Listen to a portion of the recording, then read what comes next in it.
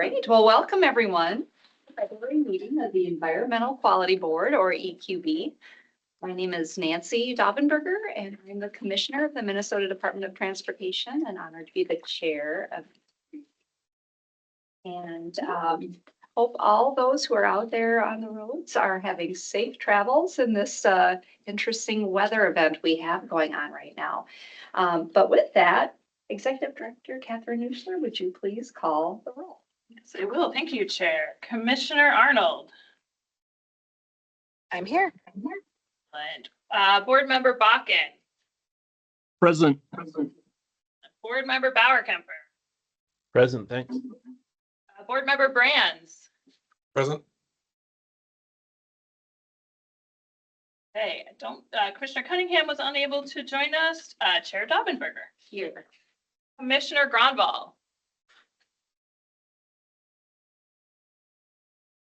Board Member Hintz.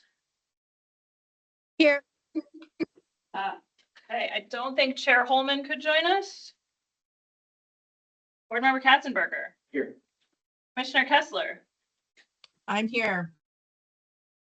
Fortunately, I think Board Member Martin could not join us today. So not expecting Commissioner Barelek, but just checking. Board Member Nelson. Present. I think Commissioner Peterson is in session. Peterson. Board Member Smith Present. and Commissioner Stroman. I'm here. Did I miss anybody? Commissioner Gronval, have you joined us?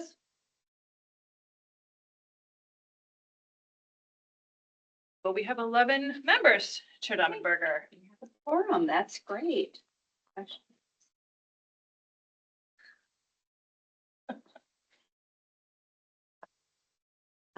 All right, so next on the agenda is the approval of the consent agenda. And that would be the meeting minutes from the January 21st, 2026 meeting of EQB and the preliminary agenda for today's meeting, February 18th, 2026.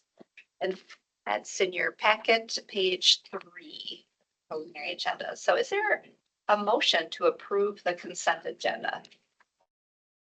Member Katzenberger, so moved. Thank you, Member Katzenberger. Do I have a second? I'll second it. Thank you, Commissioner Stroman. Any discussion on the motion? Hearing none, seeing none. Would you please call the roll, Executive Director Netler? Here we go again. The roll on the approval of the consent agenda. Commissioner Arnold. Yes. Board Member Bakken. Yes. Board Member Bauerkemper. Yes. Board Member Brands. Yes. And Commissioner Cunningham is not present. Chair Daubenberger. Yes. Commissioner Gronval. Board Member Hintz. Yes. And Chair Holman is not with us. Board Member Katzenberger. Yes. Commissioner Kessler. Yep. Board Member Martin is not present. Commissioner Barelek is not present. Board Member Nelson. Yes. Commissioner Peterson is not present. Board Member Smith Aye. and Commissioner Stroman. Aye. Thank you. Motion carries and the minutes and agenda are adopted. So now I will turn it back to Executive Director Nuschler for the ED report. Thank you, Chair Daubenberger, and thank you everyone that's joining us today. Even though you can't see the windows, we know it seems to be going from false spring back to, hey guys, it's still February, it's winter. So thank you all for tracking through that. We are a little short on staff in the room because we told all our folks in Duluth to stay in Duluth and not drive in the blizzard, so they get out of the way of aren't in the way of your plow drivers. Appreciate that. Yeah. So as we start the meeting, as noted, it is going to be recorded. For those of you online, the chat is open and visible, but we don't keep it as part of the meeting record. So please use it only for logistical issues. You can't hear something or you can't raise your hand. If you do, you can also use it to indicate that you want to make a comment, but please don't write your comments in the chat. Board members, use the raise hand function or jump in during our discussions, which I expect we will have several interesting ones today.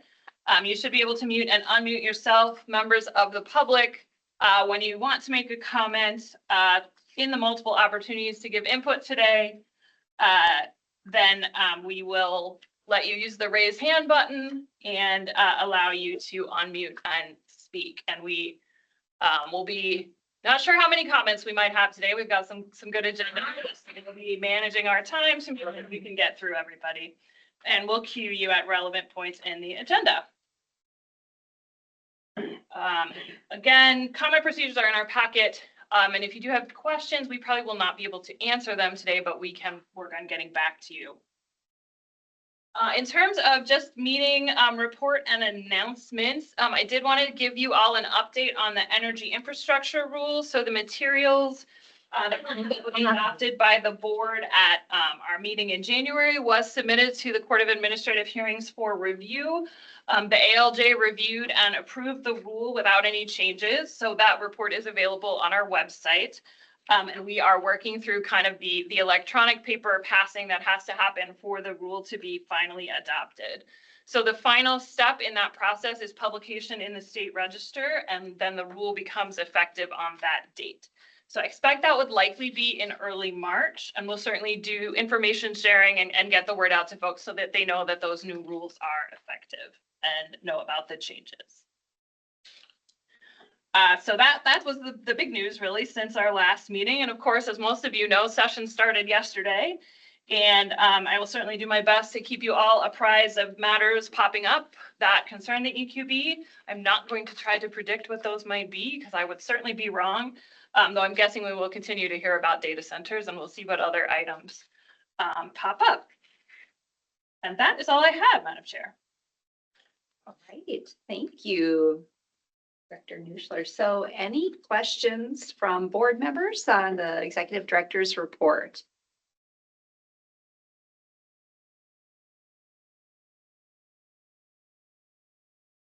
See or hearing any? We can move on. So the next item on the agenda is the election of a vice chair for EQB. So folks know board member Nick Martin has been ably serving in the position since March 2023. And he told us he's pass on the torch to someone else who would be willing to step up. And I will say I've very much appreciated board member Martin for jumping in sometimes very last minute to cover as I've had to exit quite quickly from a meeting or what have you. And he said to chair over some very interesting discussions too. So thank you, my sincere thanks to board member Martin for serving as a very active vice chair over the years. So thank you for that. And I do understand that board member Dan Katzenberger has indicated interest to serve as vice chair or willingness over the next year, and I appreciate that. So many thanks to you too, board member Katzenberger, for stepping up and being willing to do that. Board member Martin, I believe, is not here today, but again, just wanted to thank him for his service and wondering if any board members would be willing to formally nominate board member Katzenberger for the position of vice chair. This is public member Smith. I'd nominate him, serve a motion to nominate Dan Katzenberger to serve as vice chair. Thank you, board member Smith. Do I have a second? I will second that, Madam Chair. Commissioner Stroman. Thank you. Any discussions on the motion or other nominations?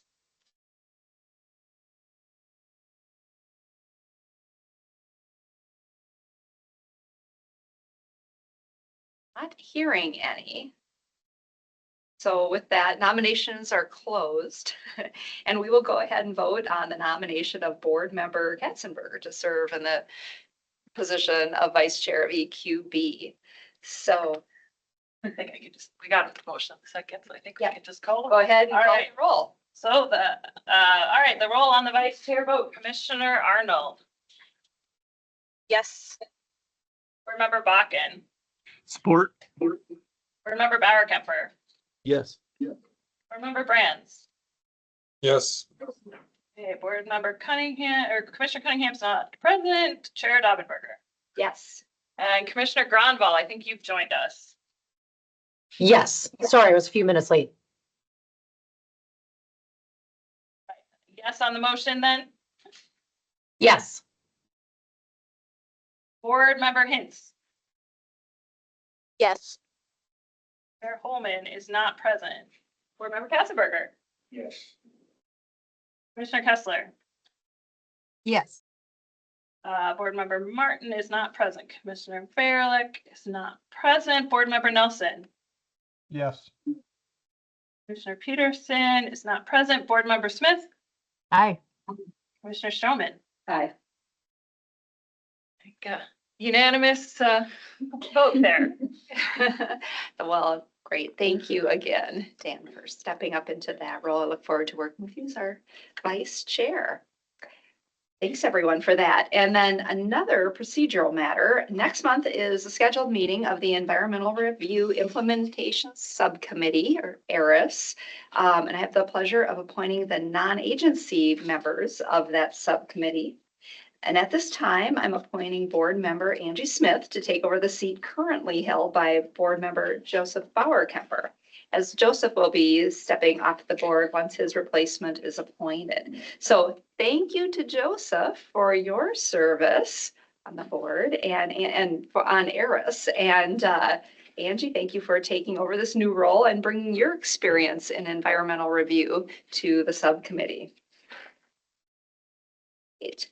So with that, we'll move on to the next item on the agenda, and that is the EIS scoping rule, the decision on the EIS scoping rule. And our presenter is back to Executive Director Nuschler. And after the presentation, we will be considering the resolution on packet page 12. So with that, that would be the resolution to adopt the scoping rule. So with that, I'll turn it over to you, Catherine. Thank you, Chair Daubenberger. And we are, since we're down a few people in the room, we are managing my own slides here. So I'm hopefully pushing all the right buttons so that all of you up there, excellent, can see presentation. All right, so we talked a little bit about this, I believe, at the ERIS meeting in December. So this is the EIS scoping rule. So in the 2025 session, the legislature made some changes and directed EQB to amend Minnesota Rule Part 4410-2100. And this is the scoping process for environmental impact statement to make it so the rules provided that an EAW does not need to be prepared for a project that falls within a mandatory EIS, and to provide that scoping process for those EISs be completed within a certain time frame. And we are allowed to use sort of a process called a good cause exempt rulemaking process, which is a shortened procedural process because we are doing basically exactly what the legislature said and not further interpreting the law. So that is what we have been working on to implement that. Just to give a little background, the Environmental Policy Act requires what they refer to as an early and open process to limit the scope of an EIS to a discussion of those impacts that have the potential for significant environmental effects, and to determine the form, the content, and the level of detail of the environmental impact statement, and also to determine the alternatives that need to be considered. And so this scoping process has been in place for since the early 1980s, and is really designed to provide a shorter, more timely, and less expensive EIS that is relevant and usable. So right now, the rules require that an EAW on the form prescribed by the EQB is used to scope all EISs, whether that's a mandatory EIS, so one required by 4410, 4400 mandatory categories or by other law, whether that's a voluntary EIS or one one that's agreed upon by the proposers and the RGU, or whether it's an EIS that is done based on a decision about potential effects that's reached from the EAW after that EAW goes through its process. So in all cases right now, you need to use that EAW form for scoping. And that's what we were directed to change. So we've been developing proposed rule changes to implement the legislative directive. And kind of the key pieces of that is that we added a definition of a scoping document, something that is used to complete the scoping process, with an indication that it could be an EAW or a different kind of document. And then really the meat of the changes are revisions to the process steps in Minnesota Rule 4410-2100 that are revised so that an EAW is not required when it's known sort of from the beginning of the process that an EIS will be done. Because of the way the rules are structured, that will apply to both mandatory and voluntary EISs. However, an EAW will still be allowed to serve as a scoping document. It can still be used, but it's no longer required to be used for a mandatory EIS. And we wanted to leave that option with folks because they're pretty familiar with that process and might find it helpful.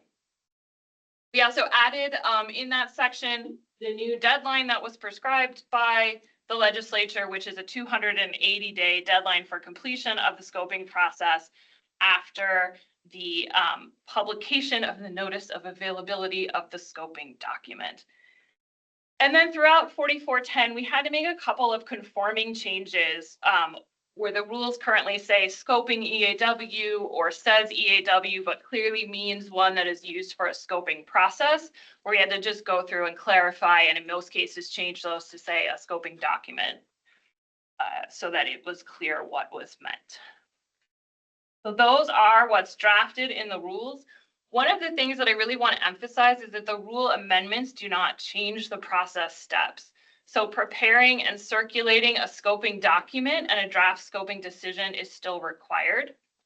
Public participation, so the scoping period, the meeting, and the comments is unchanged.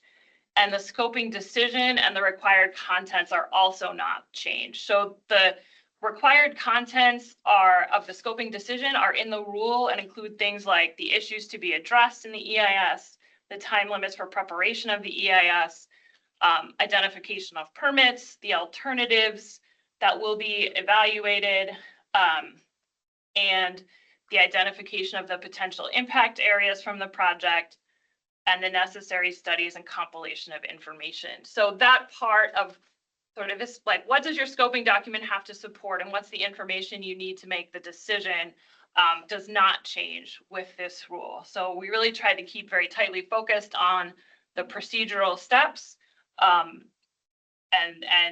not change the procedural steps, but stay tightly focused on just that form and the requirement to no longer use an EAW. And I just want to be very, very clear. This rule is solely touching that scoping process for a mandatory EIS. It doesn't change anything else concerning EAWs or EISs that are reached from a decision made after publication of an EAW.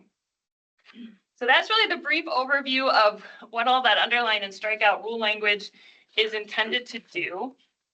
The process and the next steps, as I noted, this is an exempt rulemaking process, so it's quite short. And so the resolution that we have proposed for you grants me the authority to proceed with the rulemaking from proposing the rule through to adoption. So the way the exempt process works is we send what's called a notice of submission, which is kind of the notice of, hey, here's the rule that we want to promulgate. We send that to the Court of Administrative Hearings and to our agency rulemaking list, which is people that have told us they're interested in our rules. And we'll, of course, look to use our website, the monitor, and other ways to make sure people hear about this. When we send that notice of submission, it starts a 5 business day comment period where folks can make comments. I believe we will, in all likelihood, use the Court of Administrative Hearings e-comments website. It's very standard for rulemaking processes, and folks can make comments. I'm hoping that if the board approves this today, we can get that sent the week of about March 9th. So try to do it in the first part of March and get this moving forward. We would then review the comments and determine if changes need to be made. Those changes would have to stay within the scope of the, no interpretation of law.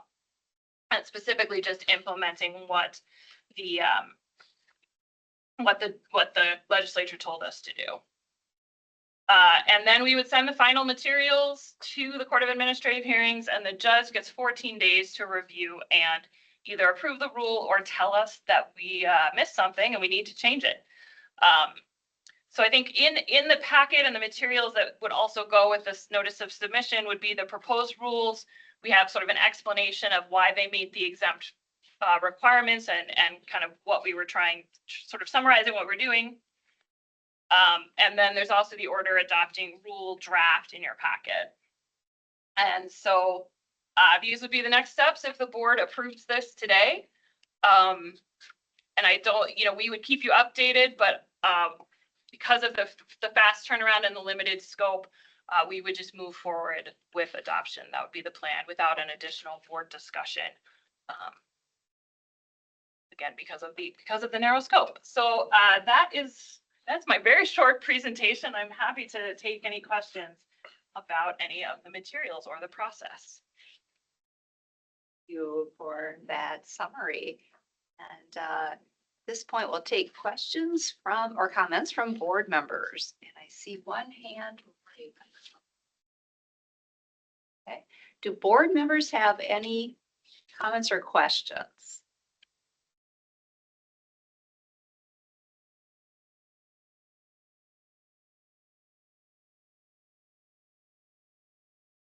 If not, if we could go ahead and offer the opportunity to the public to give input at this point. I don't think I'm seeing any hands up from any member. Okay. Great. So, but before we do, board members, please note we did receive a comment in our packet. And then for those who are interested in commenting during this public comment period that we're going to have for this rule, we'll call your name from the sign-in sheet and ask if you come up to the front to speak if you are here in person. And if you are online, please use the raise hand function if you'd like to comment or note in the chat that you'd like to comment. And Rebecca will call on you, and then you'll be able to unmute yourself and speak online. For all, please be relatively brief with your comments or remarks, and I'll let you know if we need to wrap up your time due to time. So Rebecca, please call the first commenter. Chair, we have no commenters in the room, but we do have a virtual commenter, Paula McAfee. Paula, you should be able to unmute yourself and provide your comment.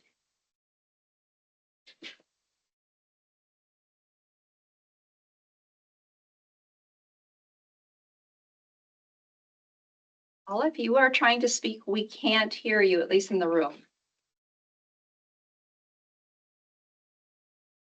Yep, I think Paula, try again, Paula.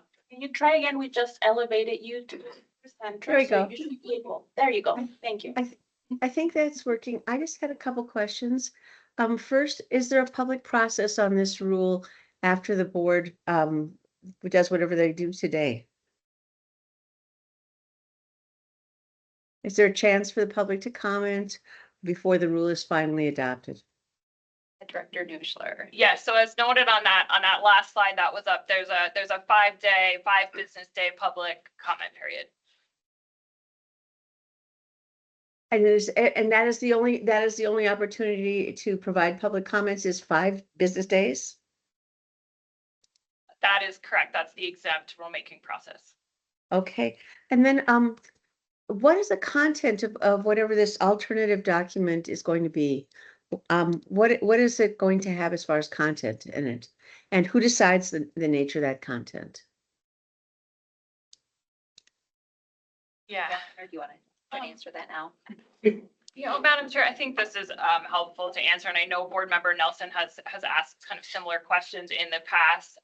As I noted, the content is pretty open. It would be up to the RGU, but it needs to have the information that's required to support the decision.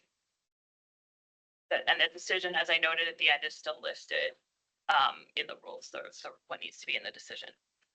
I'm understanding correctly that the RGU can make the decision on what's included without any kind of public process or public notice. I mean, I'm thinking the projects for which I am familiar with, oftentimes the initial submittal from the company omits critical information. And in the alternative processes that I'm aware of, like processes having to do with data centers, there is never a final document that reveals that information. Because of the standards that are now in an EQB EAW, my sense is that initially weak disclosures, oftentimes the RGU says that doesn't fit with the EAW and they get more detailed. So if the RGU this time, whether it's a county that wants to, get a few dollars, or whether it's an agency that's overwhelmed, just lets it go through, is there any recourse at all if the document is completely inadequate to disclose what's really happening in the project?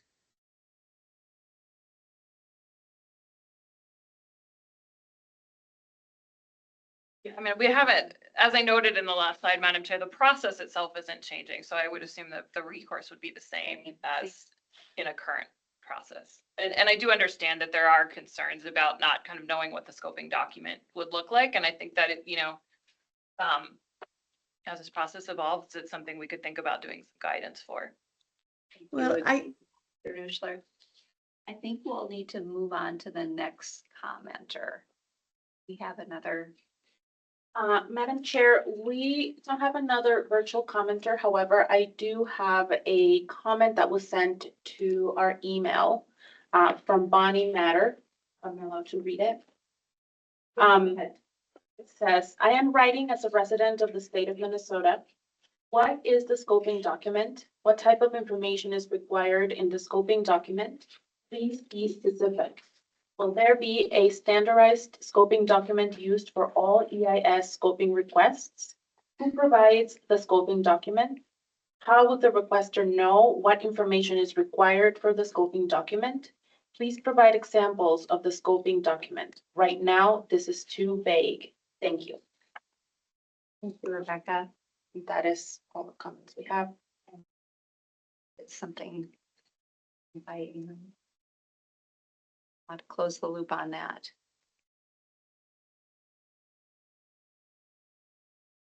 Seeing any other comments at this point? With that, then board members, there is a resolution in your packet on page 12 to approve moving forward with the EIS scoping rule changes. I get a motion to approve of that resolution. Member Katzenberger, so moved. Thank you, Member Katzenberger. I have a second.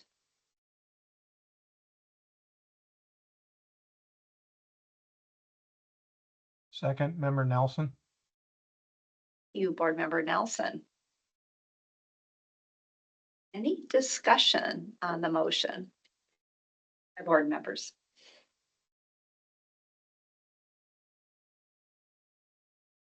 Oh, go ahead, Board Member Nelson. Thank you, Madam Chair. With respect to the content of the scoping document and in the absence of having the EAW as a template, I did bring that question up, and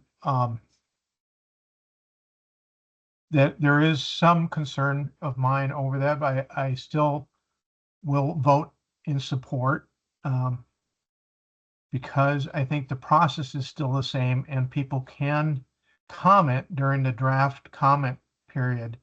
And so there are periods, hopefully it doesn't go that far, then people have to revise it at that point, but there is that option. And also because I understand that this is legislatively promulgated. So with that comment, thank you. Thank you, Board Member Nelson.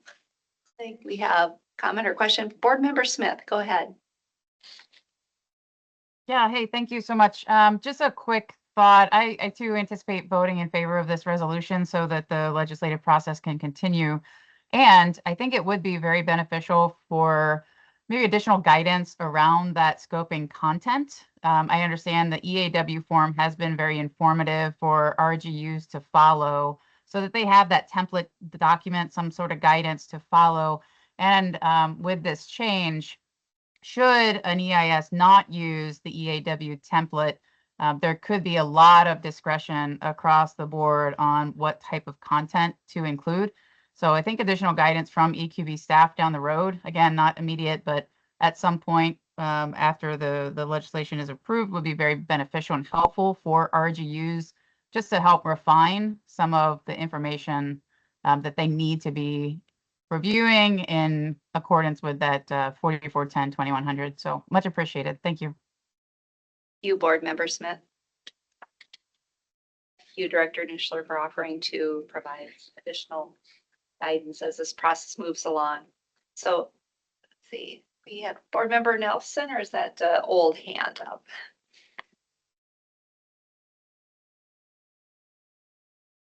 I don't think, yeah, I think that was maybe a past hand up. Okay. So with that, then board members, excuse me, if there's no more discussion on this, the motion for the resolution. Again, page 12 in your packet is that resolution.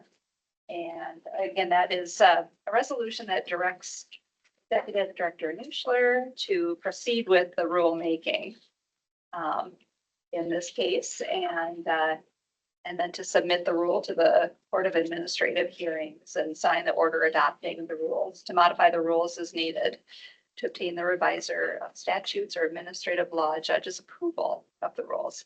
So with that, why don't we go ahead and call motion. Director Nuschler. All right, thank you, Chair Daubenberger. Commissioner Arnold. Aye. Board Member Bakken. Support. Board Member Bauer-Kemper. Yes. Board Member Brands. Yes. Commissioner Cunningham is not present. Chair Daubenberger. Yes. Commissioner Gronball. Yes. Board Member Hintz. Yes. Chair Holman is not with us. Board Member Katzenberger. Commissioner Kessler. Yes. Board Member Martin, not with us. Commissioner Verlick is not with us. Board Member Nelson. Yes. Commissioner Peterson is not with us. Board Member Smith. Aye. Commissioner Stroman. Aye. 12 ayes, Madam Chair. So we will, Resolution passes then. Proceed with the rulemaking. move that forward, and I will take Board Member Smith's comments under as we craft the next work plan. Thank you. Great. Okay. The next item on the agenda is 5-minute break. Should we wait? That was scheduled around 2:15-ish, or should we move on to the next agenda?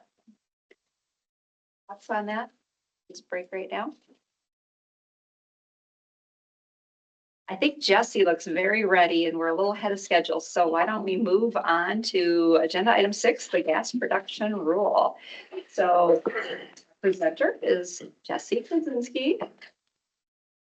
He is the Environmental Review Program Director.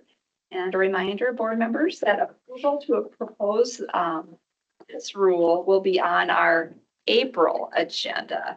So Jesse's just got some discussion points for us during the presentation. So we're going to have a conversation about this today, but we are planning for the April meeting to look to adopt the rule. So with that, whenever you're ready, Jesse, go ahead. Chair, just working on getting my slides up here.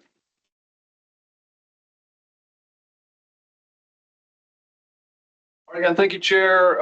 Thank you for the introduction. I'll repeat myself. I'm Jesse Krasinski, Director of Environmental Review team here at EQB. Today, I plan to discuss and really just provide an update regarding the rulemaking process for developing mandatory category rules for gas production projects. So just to start with a little outline, what we want to talk about today, I'll hit some reminders, kind of, why we're doing what we're doing, what we're doing. And then I'll kind of back it up a little bit to talk about sort of the concepts, the ideas of projects that we discussed in December to ARIS about types of projects staff believe should require environmental review. And really the main part of today is to kind of take that discussion a step further from sort of those concepts and types of projects to really start to talk about the evaluations and the piece that we're looking at to really determine those actual thresholds for requiring environmental reviews. And of course, I'll hit some next steps and what to expect after this. So as a reminder, in April of last year, board approved a resolution allowing staff to begin the rulemaking process to develop mandatory category rules for gas production projects. So I know I've shared this slide a number of times. I think it's my favorite slide. But really kind of the idea of what does a mandatory category look like? And so how do we start that process? And so on the slide here just kind of depicts the reality of what the mandatory category rules look like. In general, they're all very similar. They follow sort of the same idea. And so that idea today is kind of something to take home today. While we're not going to see draft rule language today, you kind of start to anticipate, the path that staff is moving forward to today. And so the development of these mandatory category rules really is going to incorporate the need to identify project types with a governmental action and, based on the nature or location of those projects, identify that the project may or does have the potential for significant environmental effects. Then, of course, it goes on to identify the RGU who is then responsible for completing that environmental process. So today, the part that really stands out for our discussion is really this idea of the development and the evaluations that must take place really in order to make those determinations of potential for significant environmental effects to exist in the rules.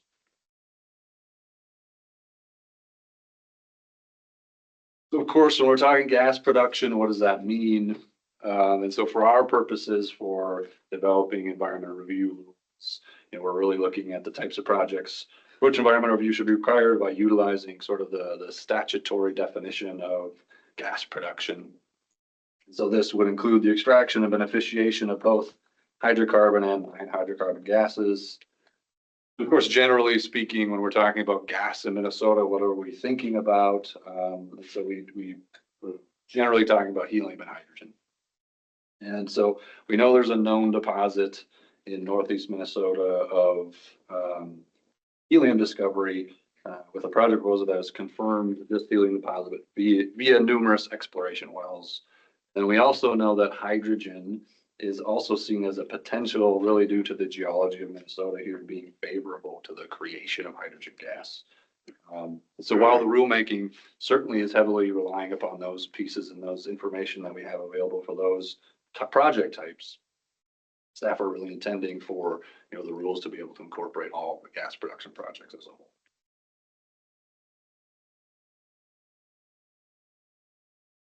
So before we get to I guess the meat of the presentation today, I did want to give a brief update here to really pause and identify where we're at in the process.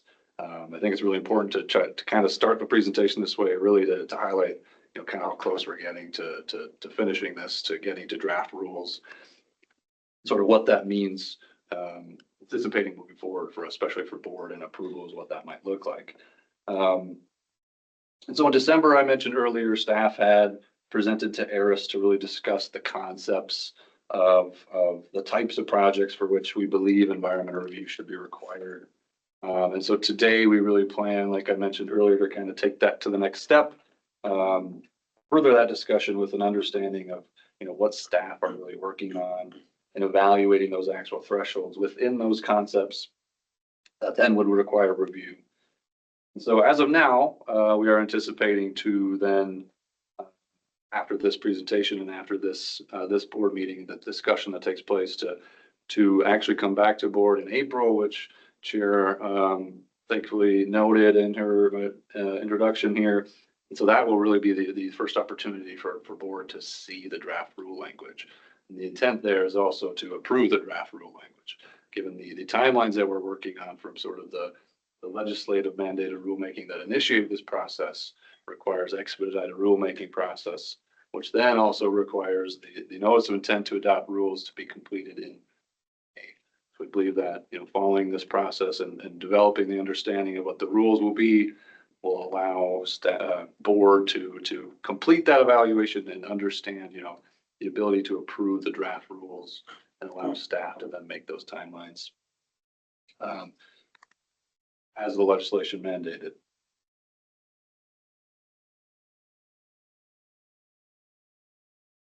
So now with that sort of high level things and things to think about and where we're going, I want to back things up a little bit, sort of walk you through the staff's process to this point of really making determinations about what types of gas production projects should require environmental review. So really to start building the ideas for what should require environmental review, there really needs to be sort of a comprehensive understanding of the potential environmental effects and all the aspects of these projects that, indicate those potential environmental effects or are responsible for those potential environmental effects, I should say. But really there sort of needs to be this base knowledge and understanding of what types of activities a gas project is likely to consist of. So what does this, in other words, what does this project look like at sort of minimum build out? And I think that this picture here, I think the artist, the crowd today, I've used it a few times. It does a really great job of sort of simplifying this in a depiction, a simple way of identifying, really the ability to extract, produce, ultimately ship a gas out. That is kind of the basic understandings of what a gas production project would look like. So when you have those things that go along with that, obviously the construction and anything that's developed for that ongoing operations for those types of basic projects. Then once you have sort of that baseline understanding, we can begin to look at what sort of deviations from basic project can we anticipate, and also other project unique circumstances that may exist for similar gas production projects at sort of a different level.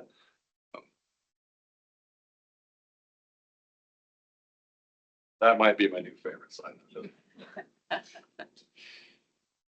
And then from there, so expanding upon that thought development of sort of the concepts of these projects that, a gas project could present, we can then start to identify those actions that could exist from that gas production project. We can then start to make determinations about where there may be potential environmental effects. So for gas production projects, staff have made determinations about potential environmental effects to the surface, subsurface, and to the air based on the potential actions from those projects. And there's a list here that kind of fit within those categories. It's not exhaustive by any means, but on that slide is probably highlights some of the more bigger things that paint that idea of potential environmental effects. So then once you start to build these understanding of potential environmental effects, then the real work can be put in and analysis can take place to determine the potential for significant environmental effects, for which environmental review is then required.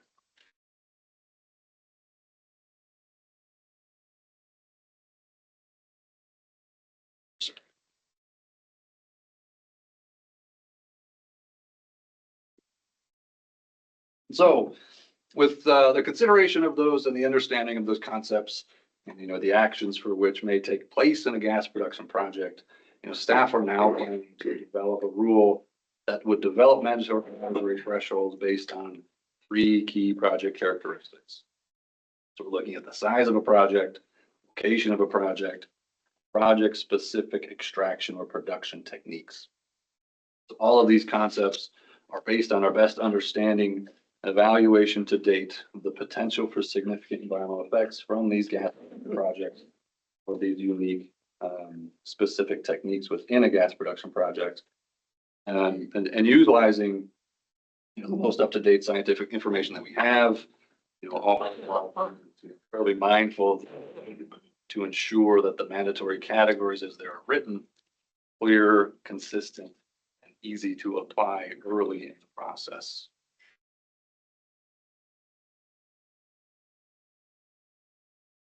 So from sort of that kind of idea of the types of projects that you should require environmental review, we can then start to evaluate the potential for significant environmental effects and determine the appropriate thresholds and the requirements from environmental review from there.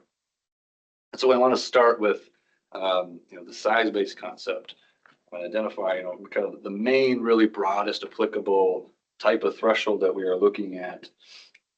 Is this mandatory category that would require an EAW or a gas production project that is based on the number of production wells proposed for that project? And so we believe, or staff believe, that the number of wells is really a good proxy for the types of effects we expect to see from these kinds of projects. Ultimately, the number of wells will drive production. Production drives the key determinants of impacts such as truck traffic, air emissions, land disturbances, and so on, and those pieces that we can utilize to identify potential for significant environmental effects. And also the number of wells really allows, our staff believe really allows for the best ease of use. It's sort of focusing on sort of really specific project, specific numbers or production numbers or specific gas composition numbers. We think that the number of wells allows for sort of the best ease of use, and is it's in itself a good buffer being able to accommodate the unknowns of some of the production impacts. Typically, if you were to go look back at the development or some of the sonars that support the creation of mandatory categories, there's a lot of reliance upon existing permit information or types of projects that have already happened within the state. So we have certainly a lack of information or limited information, I should say, about these types of projects, and our ability to understand and incorporate the applicable data that we have, but be able to utilize that in a way that also considers some of the unknowns or some of that pieces that data may not accurately reflect. So we are still looking pretty heavily at this. I do not have a solid number to tell you what it is yet. We are certainly looking at a range. But we do believe that the threshold is an EAW alignment.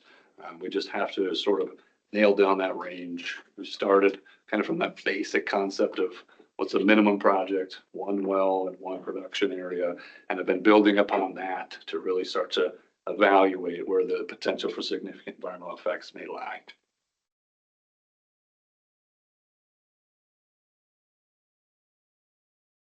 So the next concept is that in certain locations, projects may have the potential for significant environmental effects at sort of a smaller size or a lower threshold when compared to that kind of basic idea of size and what the understanding of those potential environmental effects are.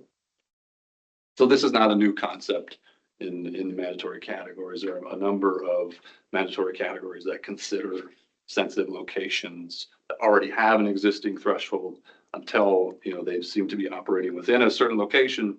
I think sensitive shoreline is a pretty common one that you'd see within the mandatory categories. So for instance, sand and gravel mining has a threshold based on a generic idea of the project, and that threshold is lowered when that project actually is proposing to mine within sensitive shoreline. So similar idea here of identifying sensitive areas where we believe that the potential for significant environmental effects should be lowered based on the location of those sensitive areas. So the pieces that we're working on, sometimes the animations will bite you. The pieces that we're looking at really are based upon two areas. And one is based on sort of what DNR and how we're working with DNR and understanding the pieces that they are working to regulate within their draft rules and identify certain areas where gas production is not prohibited, but may be limited in certain, or may have certain restrictions on that. And so staff believe that may align sort of similarly in the idea that these existing mandatory categories that have considered location may also consider for a gas production project. In addition to the DNR sort of regulated pieces that we're looking at, we're also currently planning to put in sort of a lower threshold, the same idea of no longer considering the size of the project, but if you happen to be near Indian reservations or communities, an EAW would be required for gas production projects. We're still working on sort of a clear definition of this location, as well as the DNR regulatory locations. And so the need here to identify, proper definitions that would align with sort of the ease of use, but also are indicators of environmental potential for significant environmental effects. So those are things that we're working pretty significantly on still as well. Additionally to sort of the near the Indian reservations and communities, we're developing what sort of radius around those areas would make sense and properly identify the potential for significant. Hit on a little bit, but the need here to really ensure ease of use of these rules are important. Because these are location based, right? They need to be really mappable and accessible, specifically for the users of this, eventual users of this program, implementing this definition. If identifying where your project is located is overly difficult, it may lead to difficulties in actually implementing this rule. So we want to ensure that we do our due diligence to make sure that those definitions are accessible and usable. So the next concept would be for projects that are using specific extraction or production techniques, and we believe may have the potential for significant environmental effects, again, sort of that lower understanding or lesser threshold than that sort of base size-based threshold. So we're looking at a specific technique of underground injection for waste disposal for a potential EAW. So this evaluation includes really the need to look at other states and federal regulation of this action, mainly because generally waste disposal via underground injection is prohibited in the state of Minnesota, certain exceptions. However, those regulations in place never consider this type of disposal from a gas well, as those were obviously not considered at the time. There was no need. This is a new concept. So those regulations do not fall under those certain prohibitions now. So the need to evaluate and compare potential impacts from this new process compared to sort of what is allowed or what is not allowed within Minnesota. And we believe there's a potential for an EAW threshold there for these types. I believe there's an EAW threshold for these types of projects there.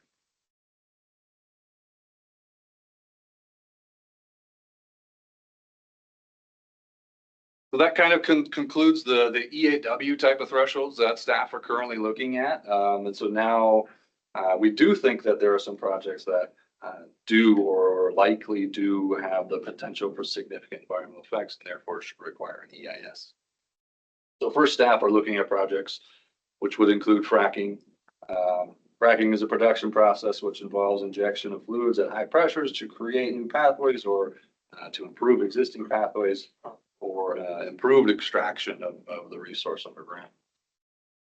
And however, there are existing hydrofracturing regulations and allowances within the state for improving recovery from water wells.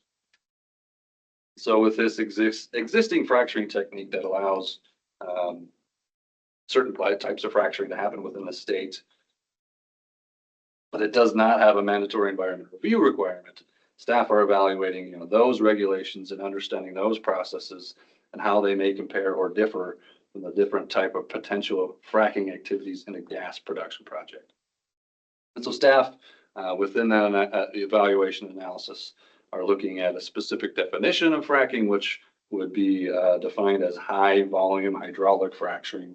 And so in general, this is just a type of fracking that is defined in a few other states, and we do have examples of that definition, but generally just designates a high volume of fluid that is needed to complete the fracking process, which in general is noted in the 100,000s range of gallons of fluid.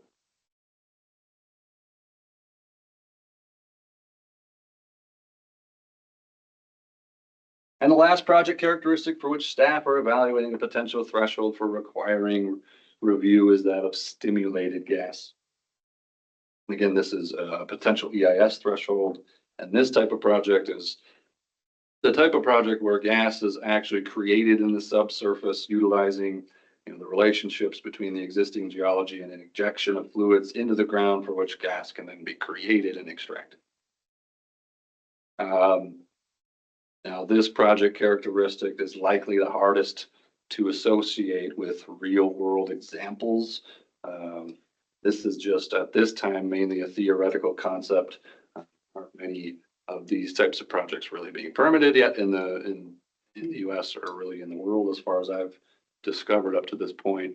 But with the understandings of how this project would take place, they need to inject in order to necessitate the creation of a gas.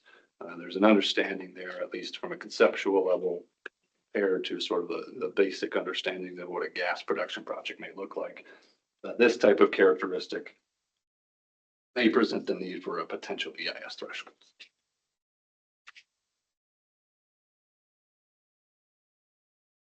So we've hit the discussion section today.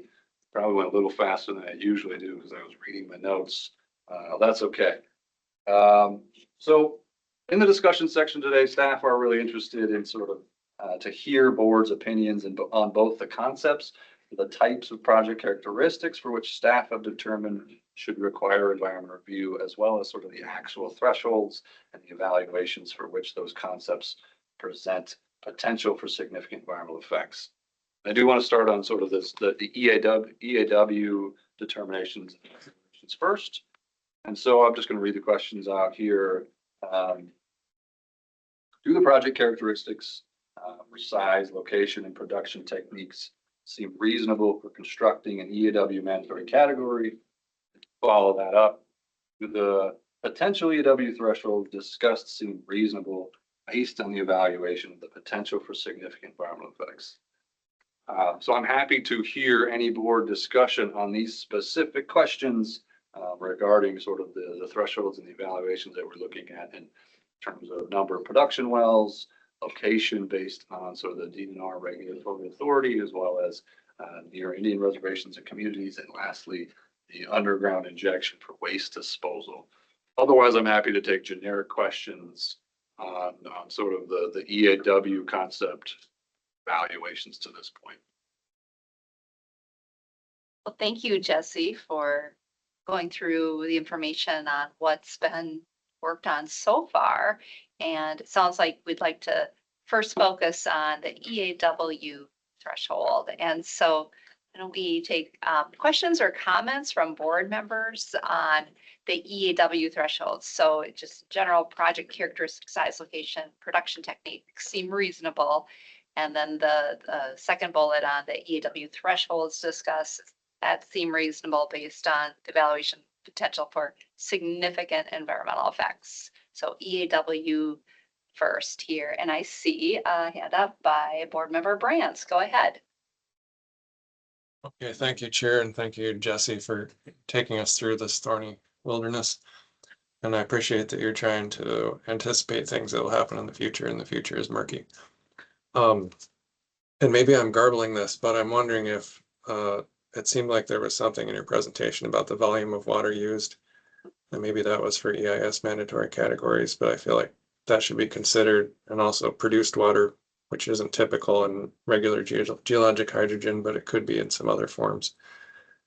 And the other thing is, I wonder if just underground injection period should be considered as a threshold, because sometimes it's going to be used and not necessarily for waste disposal. Those are my comments. Thanks. Thank you, board member Brands. Any thoughts? Sure, Chair, and thanks, Member Brands. Good points. I think some of the ideas of volumes of water are being looked at for sure, specifically in the high volume fracturing type of technique. That's in the EIS level. Some of those things have been looked at for waste disposal as well, underground injection waste disposal, and kind of being able to compare that to sort of existing ideas of what hydrofracturing might look like, to sort of conceptualize those ideas and understand what is allowed already in Minnesota and what that might look like comparatively. I lost my train of thought. The other piece, sorry, produced water. So produced water is a pretty common waste product with oil and gas.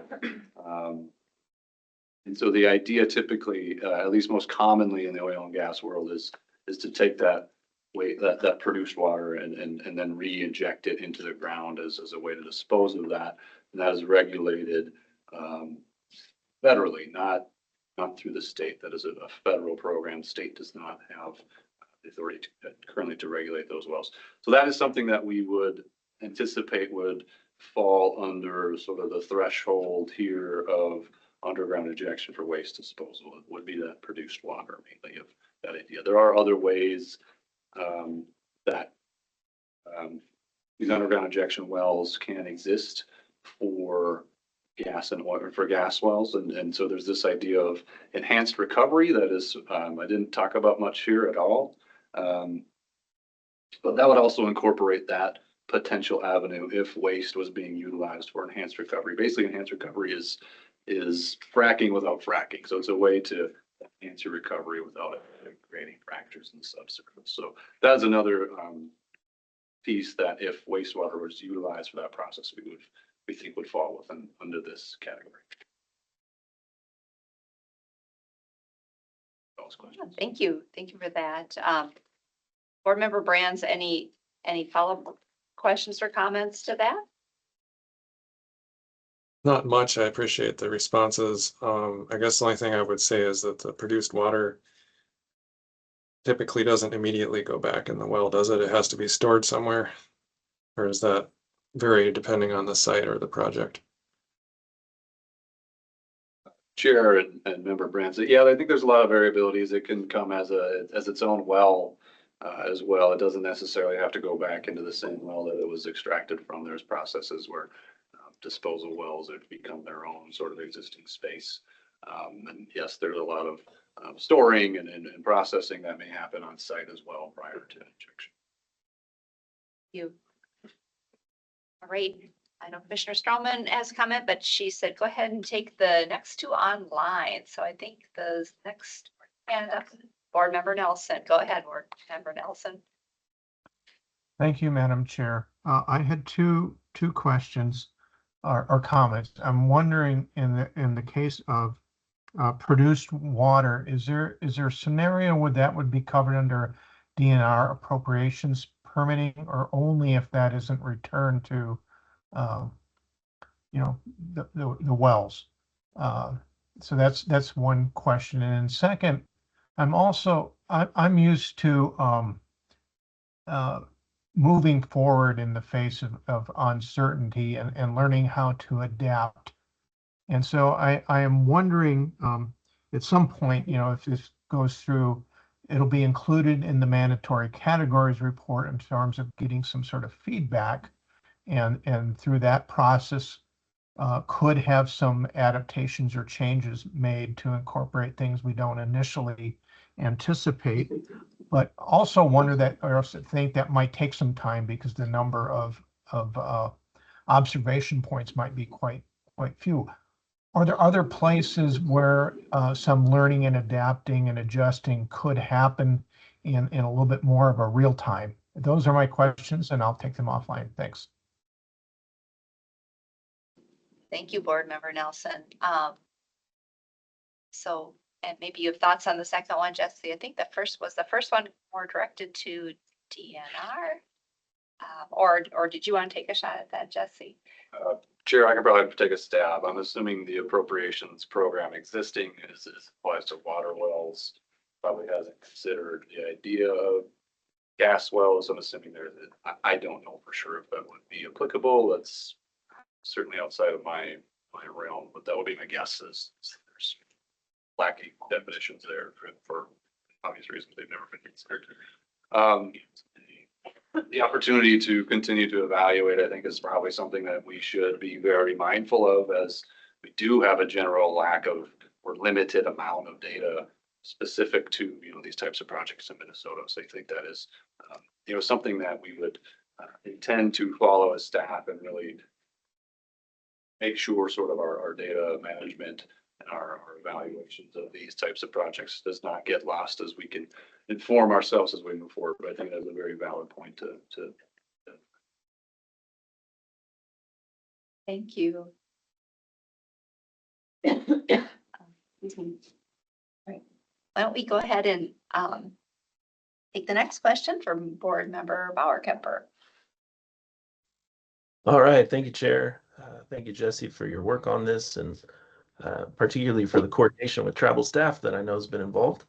I'm essentially wondering how that contour of things has been going across the past couple of months, and I'll get at that through the location aspect of this emerging framework that you're working on. So I recall that the draft rule summary and justification shared with ARIS back in December considered treaty ceded territory and potential impacts on treaty reserved resources as part of that location-based threshold conversation.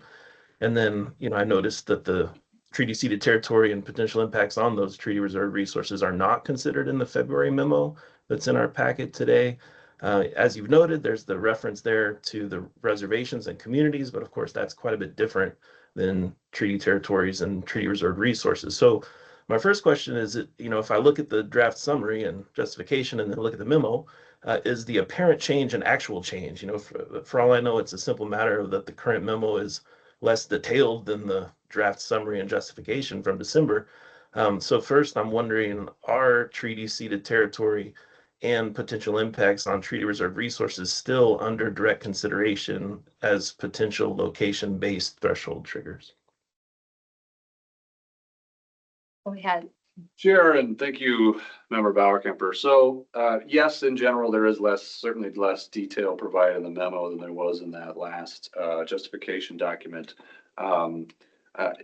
In reference to the evaluations that have taken place to determine sort of the potential for significant environmental effects based on treaty ceded territory, staff just noted through that process there were issues specifically in not only properly identifying them and identifying them in a definable way, but also identifying them in an agreeable way amongst at least through tribal staff and the coordination that we had. But they also sort of without being able to properly define and identify which spaces or which treaty ceded territory would be representative, it was very difficult to perform that analysis to really determine the potential for significant environmental effects. So there was, that analysis has taken place. I don't believe that is really sort of on our continued evaluations. I think we've probably provided enough evaluation at this point to lead us to the determination that idea, that concept is a little bit too difficult to incorporate into a mandatory category. We do identify sort of the need to consider those impacts through the environmental review process, but the difference in evaluating that versus acquiring that location was a little outside of the realm of possibility, I guess, for now. Okay, I appreciate that candor and insight. It indeed is it would be indeed a complicated thing to try to deploy it as a category trigger. So I appreciate that. While I also appreciate the obligation to not facilitate projects that would have significant impacts on treaty reserve resources. That's not our prerogative. That's a matter that supersedes all of state laws and certainly what we do. So I appreciate what I'm trust will be continued sophisticated consideration and engagement and coordination on that. So thanks, Jesse. Appreciate it. Thank you, Board Member Bauer Kemper. Commissioner Stroman. Thank you, Madam Chair. Thank you, Jesse. I have a few questions. First, in this, as you describe those various categories that could define mandatory category thresholds, conversely, do you, in your thinking, anticipate that there would be a de minimis level, a gas production facility that would meet some de minimis level that would not trigger a mandatory category?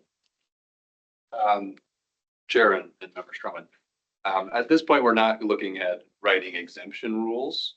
I think there would be sort of the ability from the RGU to make discretionary determinations for projects fall with below those thresholds.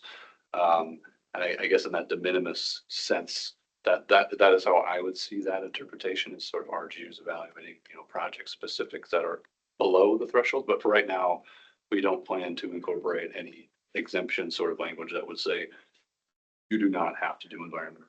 But I guess my point is, you're in thinking about where those thresholds would lie, that there would be room in a hypothetical development proposal where there would be discretion for an RGU to make that the thresholds, you're not anticipating they're being set so low that de facto everything, right, is going to require mandatory environmental.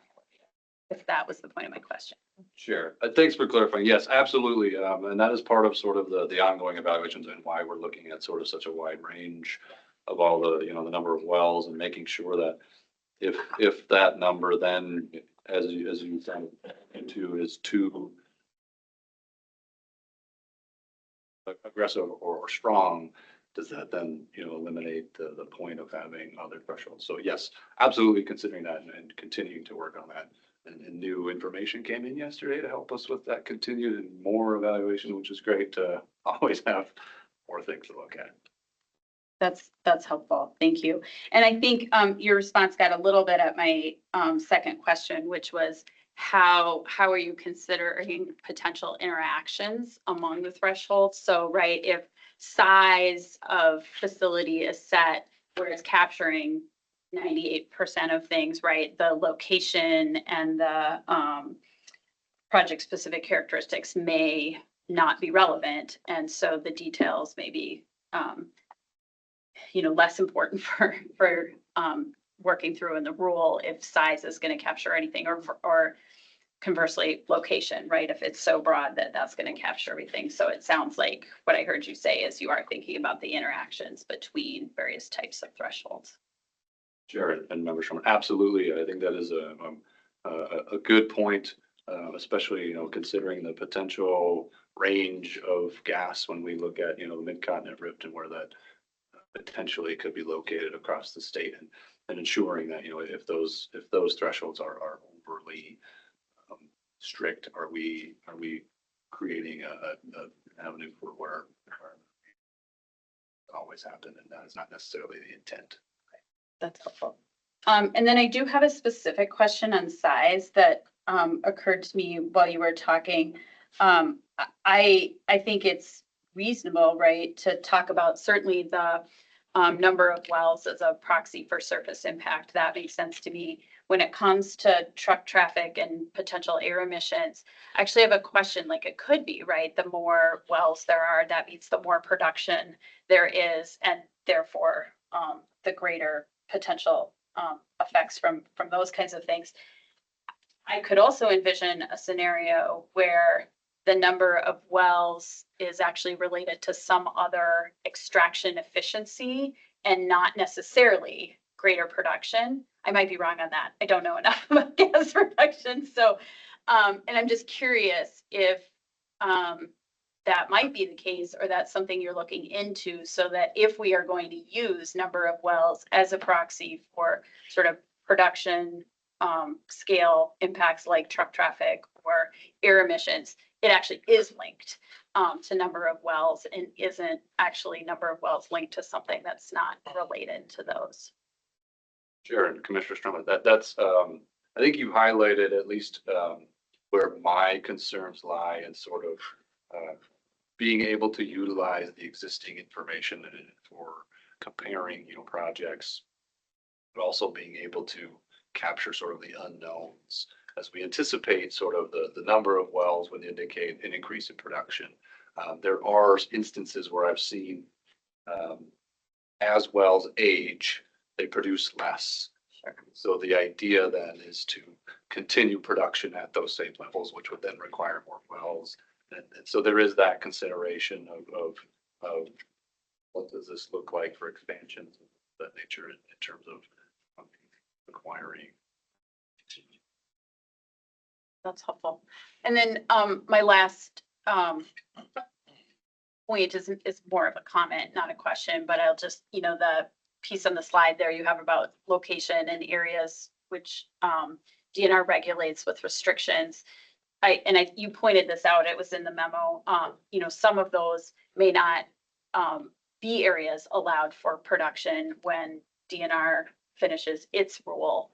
And so but want to put that on the record that, some of those may not be relevant for mandatory category thresholds because there's not production allowed there anyway. And so, I appreciate the coordination between the work you're doing and the work that the team at DNR is doing on that to make sure that the rules aren't, at the end of the day, we don't have two different rules from two different agencies that aren't telling the public the same thing. So just more of a comment and a thanks for that. For bringing that up too, and the nexus between the two different rules. Oh, and we have another comment or question. Go ahead, Board Member Smith. Yes, thank you so much. So I guess I'm still trying to get smart on this stuff as well. So pardon some of my ignorance here. But I guess a question about some of these thresholds, and I appreciate all the comments that have been addressed so far. One thought just on the number of production wells, has it also been considered instead of the number of wells, and Commissioner Stroman may have sort of alluded to this, but talking about the volume of gas extracted versus the number of wells and just looking at it from a comparison in that sense. So, you could have multiple wells, but maybe minimal extraction, although you could have one well that has a lot more extraction. So I guess, again, I'm getting smart. I don't have all the answers, but just a thought or a question there. And then I do appreciate also the location component and the discussion that was just mentioned about, some areas are most likely going to be off limits. But this also gets to the comment letter we received from the Nature Conservancy and some of the different potential categories of sensitive or conservation lands is, I believe, how they address this consideration, but identifying those areas. And Jesse, you mentioned it during your presentation of there are other current EAW or EIS thresholds that, there's going to be different triggers based on sensitive or shoreland or other types of locations. So I think ensuring that we are including that, either it's a setback or it's a specific defined conservation land sensitive area, whatever you want to call it. I think that's going to be a really important consideration as we're looking at this. And then when you showed your map of the current potential location of the Helian deposits, there's a lot of biological survey lands. There's of course Superior Forest. There's a whole bunch of stuff up in that Arrowhead region. So just a consideration to make sure we're staying very cognizant of throughout. So I guess I did not have answers, but I really appreciate this conversation and I appreciate the opportunity to get smarter on this as we continue forward. So looking forward to continued discussion on this and then also up at our upcoming meetings. So much appreciated. Thank you, Board Member Smith, for sharing your thoughts. Or a little bit ago, it looked like you wanted to add something. Did Jesse already cover that? I think Jesse. All right, good. Okay. Oh, and we have public comment. Okay. Right. Do we have any other questions or comments on this part of the EAW part of the discussion from board members? We will take public comments at the end of this, but we're going on to the EIS portion of the discussion next, I believe. Not seeing any hands up from board members at this point. So why don't we go back to you, Jesse? Thank you, Chair. So moving on to the EIS thresholds and discussion, same questions really. So do the project correct characteristics seem reasonable for constructing an EIS mandatory category?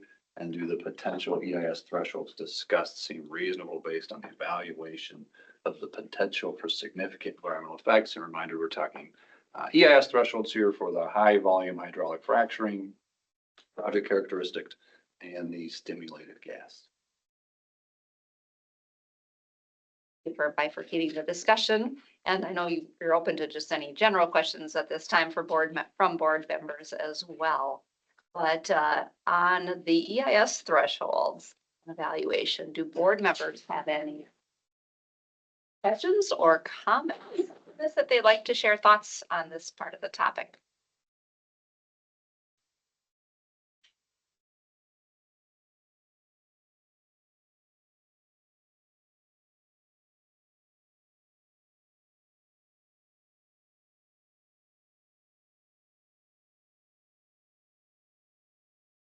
Moment. Oh, that's a commenter. Okay, I will continue, Chair, if that's okay. So just next steps, I wanted to, highlight where we're going to be at, where we're at now and where we continue to go. And really, we just have to, we have to complete these threshold evaluations. There's a lot of work still to be done, obviously, in evaluating those actual thresholds so that we can then proceed to draft the rule language. As you've seen today, we haven't actually provided that draft rule language for viewing yet. But once that is completed, and those evaluations and threshold determinations are finishing up and we can get to that draft rule language, we do plan to share some of that draft rule language, through our tribal coordination and other agency collaboration that we're working on. Then ultimately that'll bring us back here for board approval of those draft rules, which then would allow staff to proceed with the next step of the rulemaking process, which is to publish the notice of intent to adopt the rules, which in general is kind of an understanding of starting the public comment period. So that is what we would anticipate to see next. And I've already paused for questions. Maybe we don't have any, but I'll stand here for questions again. Sure. Why don't we do last call for questions or comments from board members?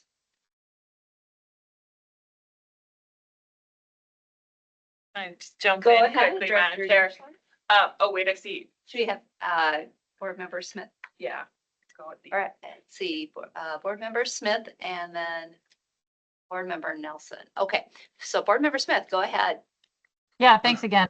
Jesse, I guess just two quick questions and do not need answers today because I'm sure this is still under consideration. But first and foremost, who would be the RGU? Are you thinking moving towards the local government unit, or would this fall similar to some of the other mining components like DNR serving as the RGU? So that would just be a question to improve clarification.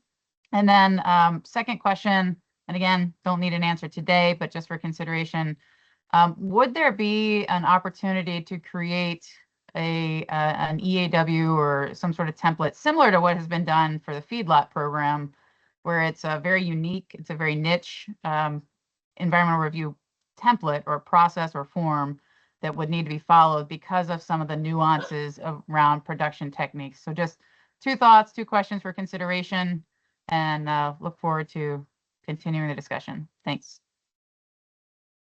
Board member Smith. So Jess, you want to give some cursory thoughts? Sure, Chair. Thank you, Member Smith. So I think I'm going to hopefully remember by the time I get done with the first one, what the second one was.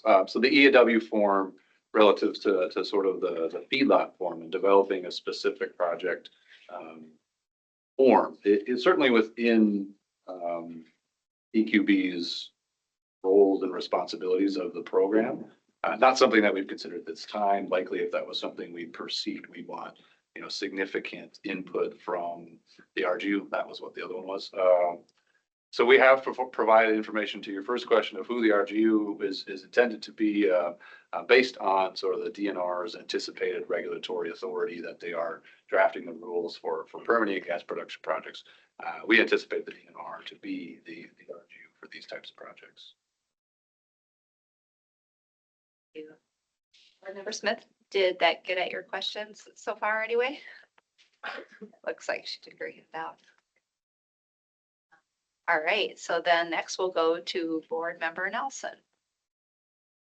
Thank you, Madam Chair. Jesse, my memory may not be totally correct, but I do recall when you shared some of the data on composition of the gases that might be retrieved from the helium mining, and I was a little surprised at how small the helium was compared to some of the others, even though that was helium, I believe.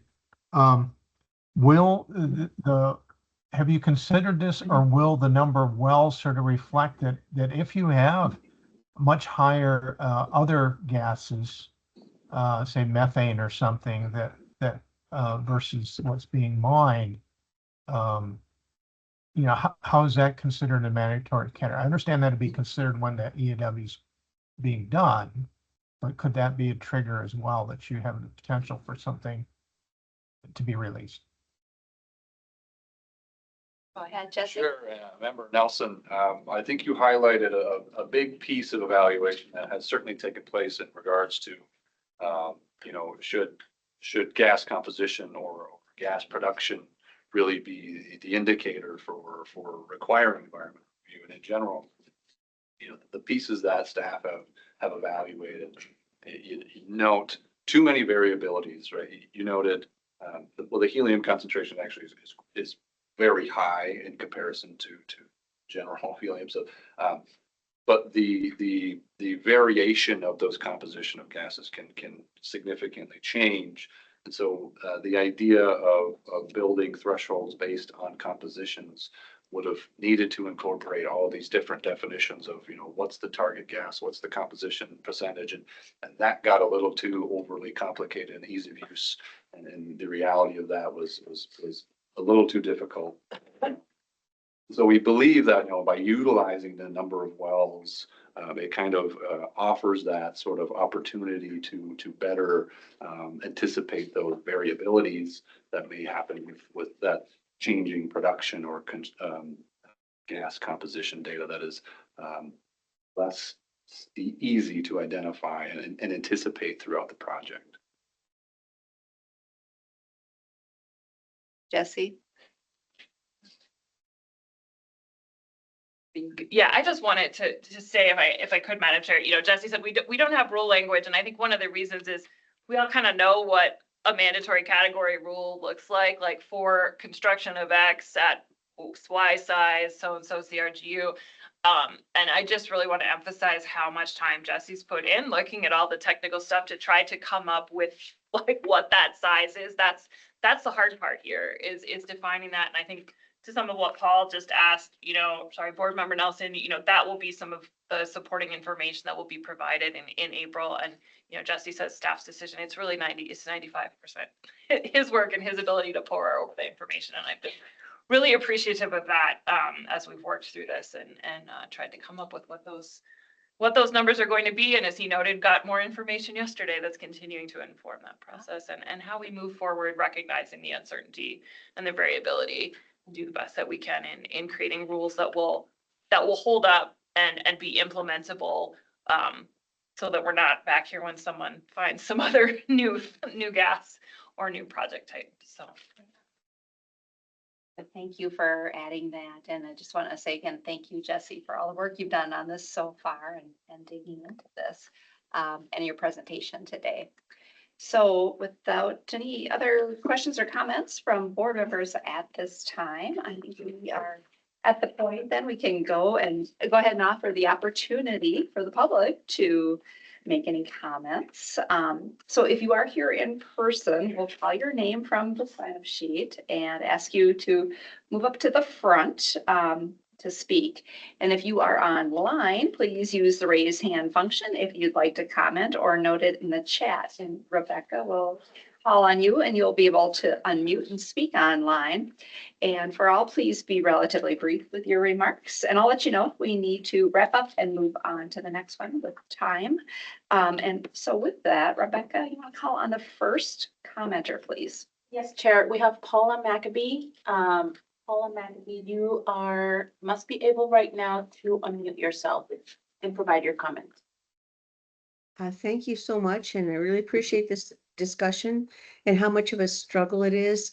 I'm trying to put mandatory categories, but I think there are some ways in which the attempt to make them simple has actually avoided dealing with the most serious issues, which include, from an air emissions perspective, not the number of wells or the production volume alone, but gas toxicity, flammability, and climate impacts, whether it's because of hydrocarbon gas or from the leaking of methane. And perhaps there needs to be some kind of qualitative language to address that issue. I think that's similar in terms of the question about ceded territories, because I mean, the history is that there are treaty rights to hunt, fish, and gather, and there may be places where extraction is dangerous to some very critical resources that are not on the reservation because of what the US government did a long time ago. And I think that part of it is that there may not be something as clear cut as saying this is in a wildlife management area, but I still think that the thought about setting mandatory categories for both an EAW and EAIS has to function, has to be based on the most significant environmental impacts, not just what makes the easiest regulatory clarity for the producer. And in that context, I think that there hasn't been enough discussion of the impacts of drilling. There's a good deal of research on drilling alone, without the production of oil and natural gas wells, brings up toxic metals from deep in the ground, and also has released extensive amounts of methane if one is operating in a peatland environment, in addition to whatever is leaked out of the ground. So what I'm hoping is that there's some place, though I haven't seen it, a map of where the estimated gas resources are, not just the hydrogen and the helium, but also the hydrocarbon gas. And a memorandum that is analyzing which potential environmental effects were considered. Because it seems to me that if we're talking about air emissions from trucks and we're not talking about methane or combustible gases or toxic gases or groundwater pollution or surface water pollution, we're talking about a small piece of the potential for environmental effects. And we might be setting up a regulatory scheme that is easy to apply for the producer, but not protective for any of the communities, whether it's animals or plants or humans that rely on those resources. So just one question, Jesse, are there information sources that I haven't looked for them, so I apologize if they're already out there, that have the maps of the potential gas resources, hydrocarbon and non-hydrocarbon, and the potential environmental effects that this mandatory categories is based on? Thank you for that comment and question, Paula Maccabee. And Jesse, if you are, if you want to take that offline, that's fine. Or if you have a thought right now you want to share with the group. Sure, I can share some, I guess. Yes, there are some maps, I guess. I don't know that it gets to the specificity of identifying the potential, reservoirs of these gas, certainly not hydrocarbons. There is, I guess, details of, past exploration efforts across the state, but I don't know that for terms of documenting the prospectability within the state, those have been upkept. Maybe the DNR would have more information. I would assume that they haven't maintained that information because gas really hasn't been a thing here in the state. But certainly, the idea of utilizing location is as a threshold is incorporating, that known information of applications and the data that we do have, which supports that. Jesse, and any more information that you glean on that, you can bring to the April meeting too. Right. Becca, do we have other commenters on this topic? No, Madam Chair. With that, thank you again, Jesse. Thank you again to all for your comments today on this, and we'll look forward to talking through this again in April. Bringing this back.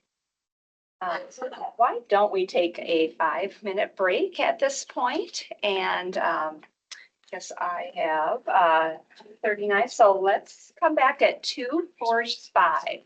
Thank you.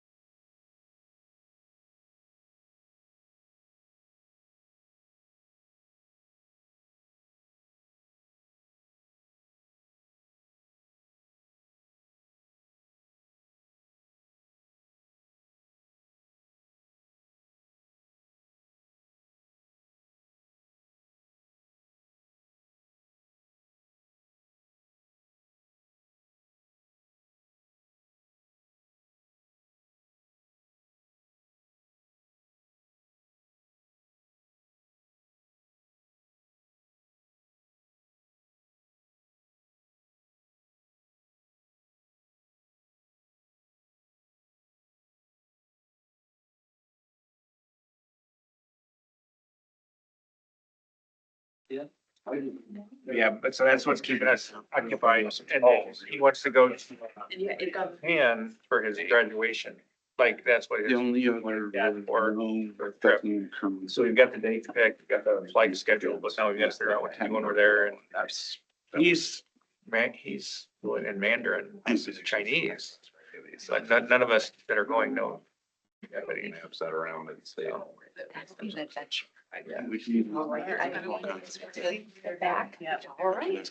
You literally got there. All right. Well, why don't we move on from break and reconvene the group for the rest of the agenda? Thanks, everybody, for coming back. And at this point, we will move on to agenda item number 7, the data center FAQ, or frequently asked questions. We have some information about a set of data center FAQs that have been developed to provide additional clarity around some of the areas that staff have been getting questions about. So our presenter is Environmental Review Program Administrator, Sarah Laral. And I think I just saw her up on the screen. It looks like her presentation's ready. So go ahead, Sarah, welcome. Thanks, Madam Chair. I'm Sarah Laral, a member of EQB's Environmental Review Team, and I'll be presenting today a brief set of slides that describe EQB's new Data Center Frequently Asked Questions document. We'll be going over the packet here. Today's presentation is informational in nature and requires no board action. The Data Center Frequently Asked Questions, so we're going to call them FAQs for this presentation, can be found on page 34 of your packet, and I encourage you to follow along if you so desire. We're going to look at the background and the who, what, and why of the development of these FAQs.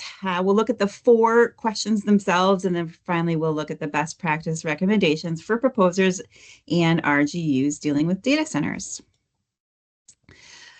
Project proposers are considering Minnesota for data center development. This type of project is new to Minnesota at the very large scale that's now being proposed. These projects are large and complex. They bring together project characteristics that haven't typically been seen together in the past, and in some instances are entering the review process early in their project development. EQB staff and other agency staff have fielded many questions from proposers, fellow regulators, and the general public about how these projects might proceed through Minnesota's environmental review and permitting processes. Project proposer questions typically focus on the applicability and implementation of the environmental review rules, and then public and public interest groups have expressed concern that there's a potential environmental effects of data centers would not be properly reviewed. So this is an attempt to nod to all of those questions. We wanted to address the concerns, especially around applicability, implementation, and proper review. So EQB began convening relevant state agency partners in the fall of 2025 in what we called an internal alignment work group. We discussed the unique characteristics of data centers, and we affirmed our common understanding of the laws that are existing, the current environmental review framework and environmental review processes. Work group members included EQB's technical representatives from our member agencies, including the Departments of Employment and Economic Development, we got DEED, Natural Resources, the DNR, Transportation, MnDOT, Pollution Control, and the Public Utilities Commission. The work group met, combined, sorted, discussed, processed questions that we'd all received both internally and from proposers in the public. And we boiled the issues down to really 4 essential FAQs whose answers address core tenets of environmental review that are especially relevant to data centers. The work group was completed with the overarching goal of maintaining effective and efficient environmental review for data centers, of course. And we also want to provide greater certainty for proposers and for the public. The FAQ document, as it's included in your packet and will be included on our website, is most appropriate for readers that have a pre-existing understanding of environmental review, but it aims to be a helpful guide for everyone. Project proposers new to Minnesota's regulatory landscape may not be familiar with the core tenets of the Environmental Policy Act. The FAQs begin by addressing the very basics. First FAQ, does a data center need to go through environmental review? Environmental review documents are required when a project may have potential for significant environmental effects, and the mandatory categories are project types that require review when the project meets a threshold listed. Hyperscale data centers as a project type don't have their own mandatory category. So there isn't an automatic trigger just by project type, but these projects may trigger one or more existing categories. Based on our understanding of the project components and characteristics, we wanted to call out those characteristics that are most likely to trigger review.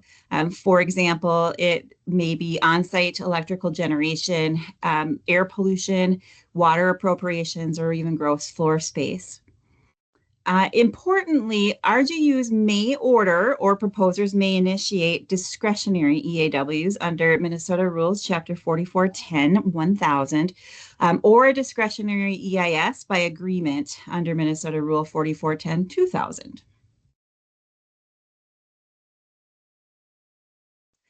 Next, how is a project defined? Environmental review may only be initiated for government actions that are projects. So the definition becomes really important.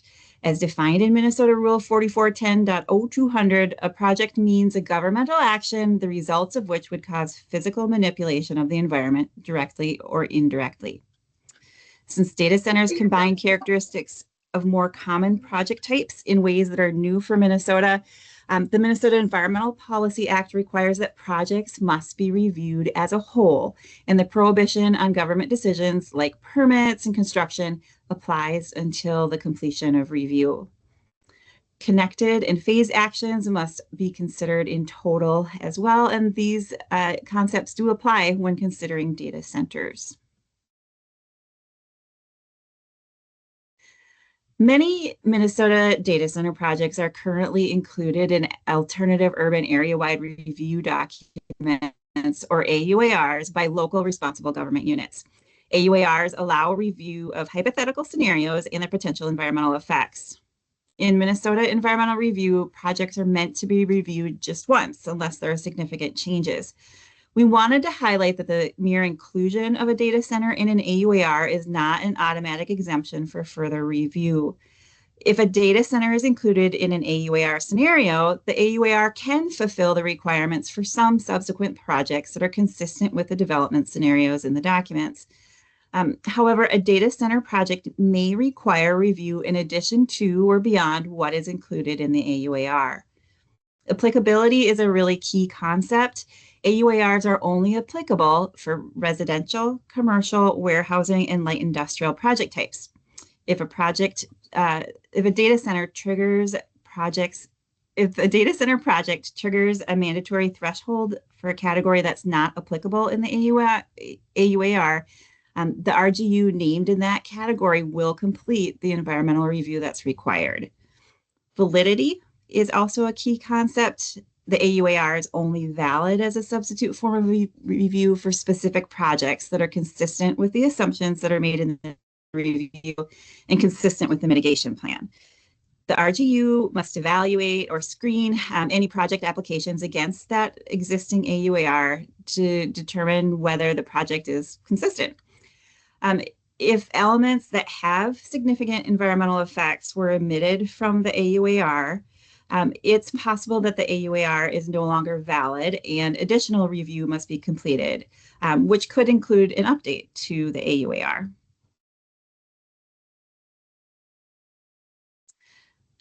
Project proposers aren't always certain of next steps when it appears that review might be required.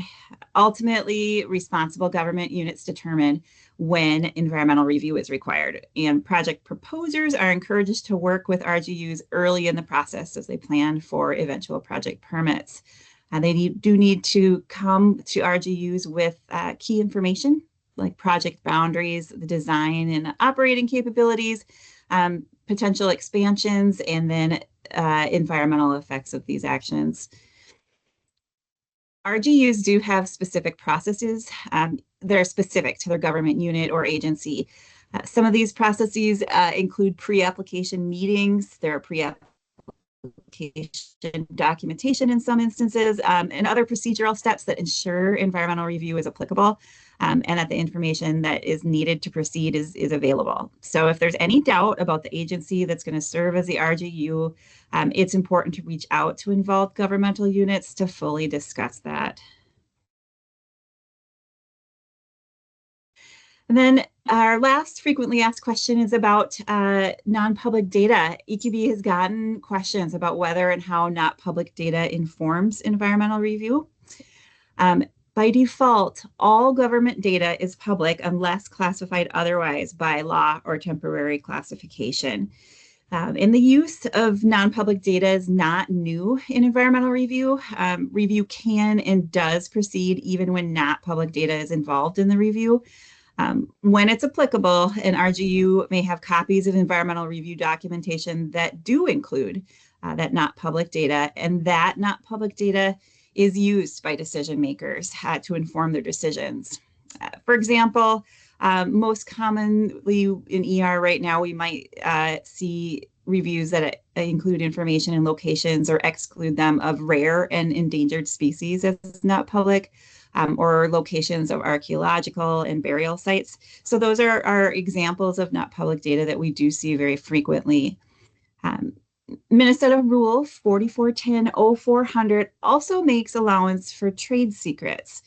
Information must qualify as a trade secret under Minnesota statutes, Chapter 13, and it requires that that information is treated as not public data in accordance with that statute. When environmental review documents are made public, not public data is redacted or otherwise removed. What we do know is that RGUs need sufficient information about the nature and location of potential environmental effects. They will request data from proposers, and proposers must supply any data that's reasonably requested by the RGU. And once it's received, the RGU can consider the impacts from reasonably expected or planned projects. The Minnesota Department of Administration's Data Practices Office provides assistance to RGUs in understanding the Data Practices Act, and we encourage folks to reach out for assistance if needed. And then the FAQ documentation wraps up with some best practices. Proposers are encouraged and state agencies are required to reach out to the Data Center Coordination Group that's led by DEED. We encourage proposers and RGUs to coordinate early and often regarding permits and approvals. And then finally, the DNR does have a pre-application evaluation that is available for proposed high volume water use. And so that is an important step that needs to be completed for the DNR as well. And with that, these FAQs are going to live on the EQB website. They'll be live at eqb.state.mn.us.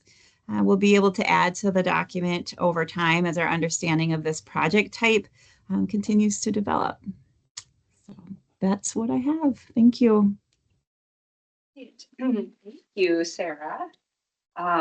Appreciate all the information you presented today, and I have to say I loved all the photos that were incorporated into your PowerPoint. That's like the most wildlife sort of PowerPoint that made me smile.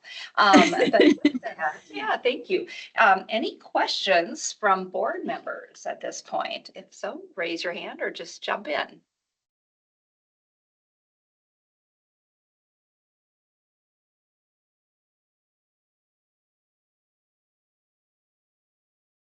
Seeing any. No, we'll be having more discussions on data centers as the months go on, but I appreciate the work on this frequently asked questions document. So thank you, Sarah. Thank you to EQB for putting that together. All right, so without any further questions or comments on that, I think we can go ahead and move on to agenda item number 8, which is the general public comment period. It's our final agenda item, and this is a chance for you members of the public to provide input to the board about issues related to the board's purview or authority. So this one is at the end very general. It does not have to be specific to any of the topics today, but certainly you can further comment on those as well. If you have a question for the board or EQB staff, I will ask staff to note the question and get back to you at a later time, unless they just want to jump in with something quick. But if any other board members are interested in hearing about or being involved in the follow-up, please let us know about that, board members, but we won't be planning to answer questions or get into dialogue today. So this ensures that we'll have enough time in the meeting for all commenters to provide input at the board meeting and the questions can be fully considered. So to make a comment, please make sure you have signed up on the in-person sheet. Raise your hand if you raise your hand in the Teams. The description on that is up on the slide right now. So if you're in person, we'll call your name from the sign-up sheet and ask that you join us up front here. And if you're online, we will notify you when you can unmute and speak. So please be patient. There might be a little bit of a lag between when we unmute you and when you can click in. So Rebecca, would you, well, Rebecca will call on commenters, but one last reminder about please keeping your comments fairly concise, and we can perhaps alternate between in-person and online commenters. So Rebecca, would you go ahead and please call on the first commenter? Thank you, Chair. We don't have any in-person commenters. I don't see any virtual commenters yet, but maybe we can give them a couple. Yeah, we'll give it a moment for virtual commenters to time to raise their hand.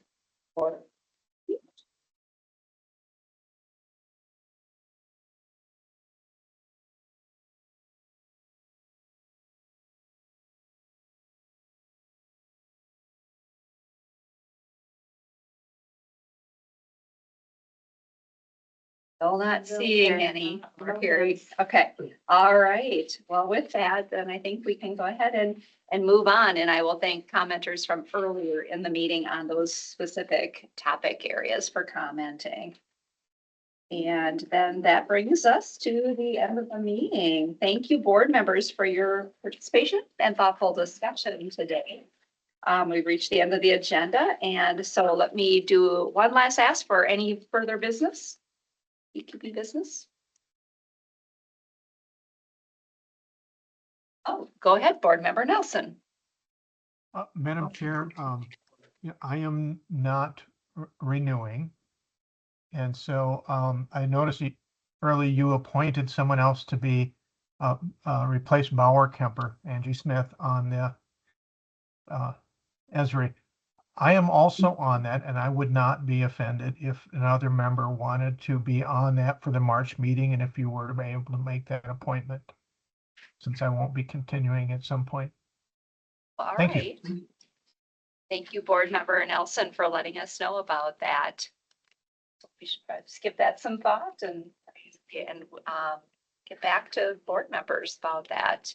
So awesome, Madam Chair. I will note, I think we will have quite a few new public members, and we're expecting appointments to be made likely in late April. So we might need to see who are experienced of some of our new folks before we adjust. Yeah. Yeah, before we reach out. So forward to new members joining and making that appointment. Right. And go ahead, board member Smith.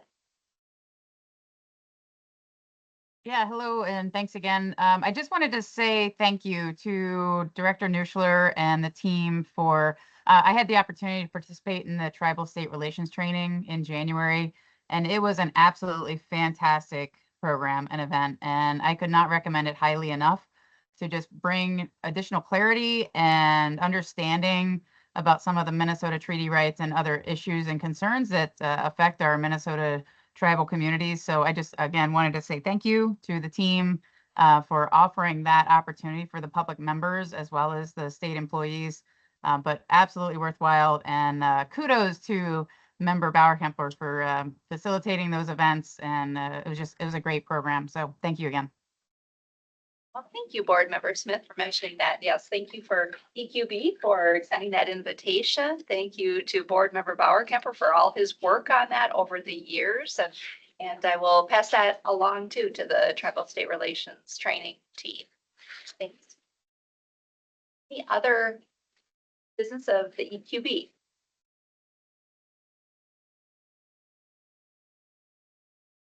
Right, hearing none, the meeting is adjourned. Thank you, everyone. Be safe out there.